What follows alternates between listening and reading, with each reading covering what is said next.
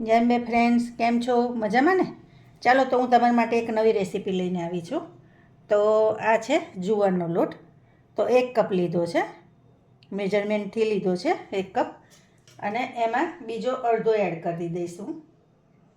તો જુઓ, આટલો આવી રીતે 1.5 કપ જુવારનો લોટ લીધો છે. તમે કોઈ બી વાટકીનું માપ સેટ કરી શકો, બરાબર. અને આ અડધો કપ રવો લીધો છે.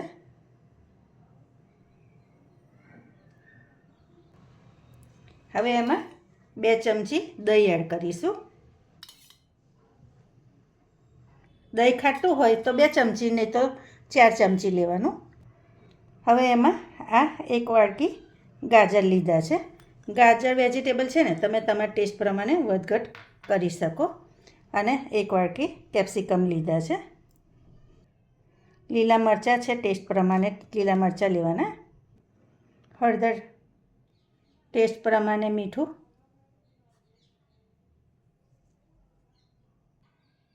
હવે આને બધું મિક્સ કરતું જવાનું આપણે, અને પાણી રેડતું જવાનું.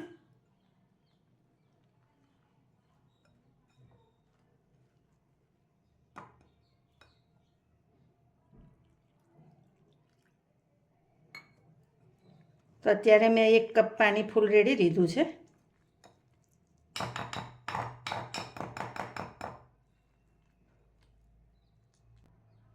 હવે બીજું કપ પાણી રેડીશું.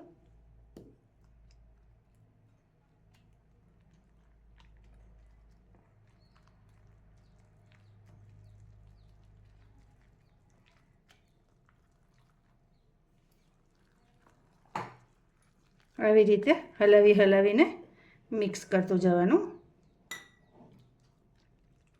અને પાણી એક સાથે નહીં રેડી દેવાનું, તમારે થોડુંક રેડવાનું.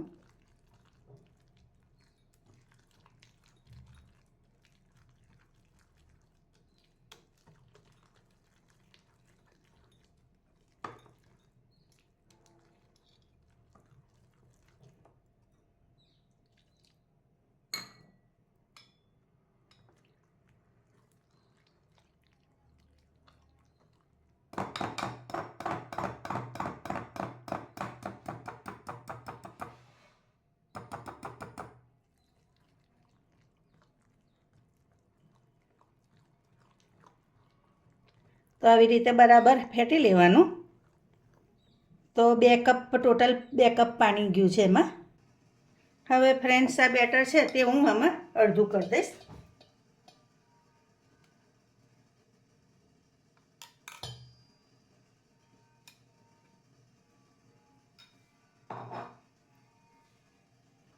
હવે આમાં આટલા સોડા એડ કરીશું, અને ઉપર લીંબુ નીચવી દેવાનું.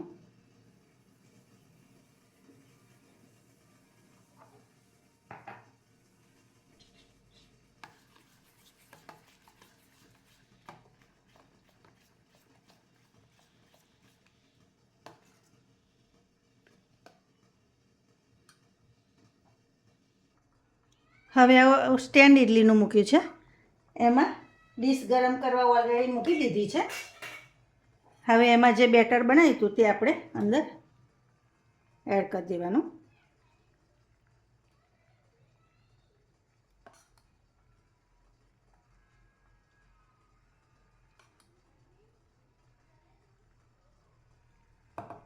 હવે ઢાંકીને એને મીડિયમ તાપે 10 મિનિટ થવા દઈશું. તો હવે જોઈ લઈએ ફ્રેન્ડ્સ. તો જો ચપ્પુની ધાર કોરી આવે છે એટલે સરસ થઈ ગઈ છે.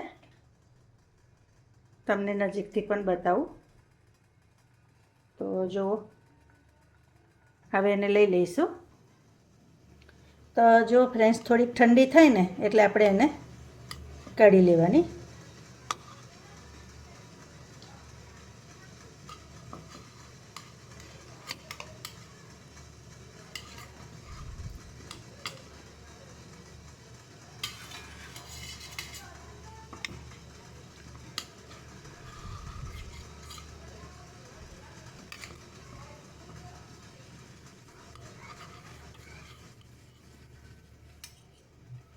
નીકળી પણ તરત જ જશે, ઠંડી થશે ને એટલે. હવે જો ફ્રેન્ડ, સરસ મજાની ઇડલી આપણી રેડી છે. આની પર આપણે સિંગ તેલ એડ કરવાનું આવી રીતે.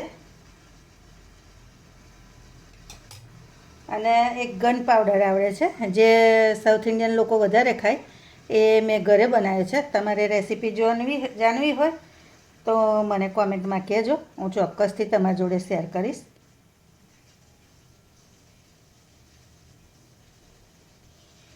તો જો ફ્રેન્ડ્સ, હું તમને એક તોડીને પણ બતાવું, તો તમે જોઈ શકો છો. એક જ મિનિટ.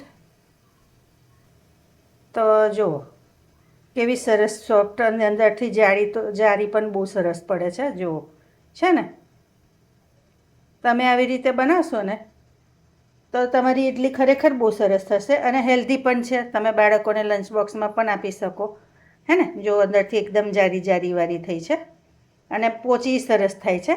તો તમે આવી રીતે ચોક્કસથી ટ્રાય કરજો. તમને મારી રેસીપી થોડી પણ ગમતી હોય ને તો લાઇક, શેર, સબસ્ક્રાઈબ કરવાનું બિલકુલ ભૂલતા નહીં. અને ફેસબુક પર જોતા હોય તો ફોલો કરવાનું ભૂલતા નહીં. ચાલો, તો નવી રેસીપી સાથે ફરી મળીશું. Thank you.